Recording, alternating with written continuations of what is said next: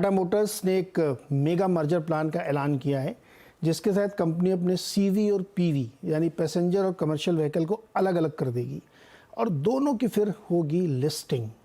इसकी मंजूरी बोर्ड ने दे दी है। ज़्यादा डिटेल बातचीत करते हैं मेरी सहयोगी हर्षदा से, सीधे चलते हैं उनके पास।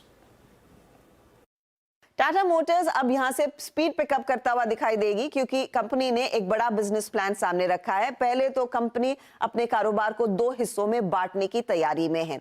दोनों कंपनियां आगे चलकर लिस्ट भी होने वाली है। 2 बिजनेसेस क्या रहेंगे, एक रहेगा कमर्शियल व्हीकल का बिजनेस और दूसरा रहेगा कंपनी का पैसेंजर व्हीकल का बिजनेस। अब पीवी बिजनेस में इलेक्ट्रिक व्हीकल्स भी आएंगे और साथ ही साथ जेएलआर का कारोबार भी जुड़ता हुआ दिखाई देगा।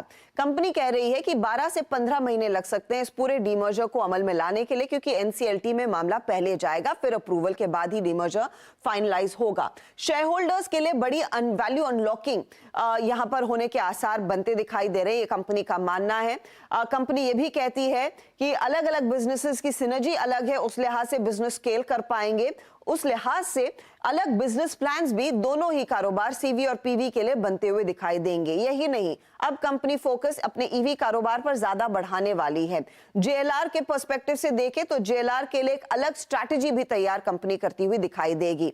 इस पूरे डीमर्जर पर कंपनी के चेयरमैन एन चंद्रशेखर ने भी कहा है कि डीमर्जर से शेयर होल्डर्स की वैल्यू दरअसल बढ़ती हुई दिखाई देगी और आगे चलकर जब बिजनेस को एक्सपैंड करना है तो वो आसानी से होता हुआ दिखाई देगा। अब ब्रोकरेजेस की राय साफ है, कुछ को पसंद आ रहा है ये डीमर्जर। नोमरा 1067 का टारगेट दे रहा है, मॉर्गन स्टैनली, जेपी मॉर्गन हजार के ऊपर के टारगेट्स दे रहे हैं, इन्वेस्टेक कह रहा है 900 तक का टारगेट रहेगा। वैल्यू डिस्कवरी बड़े पैमाने पर इस डीमर्जर से आती हुई दिखाई देगी, लेकिन वैल्यूएशन में ज्यादा बदलाव होने के आसार नहीं है।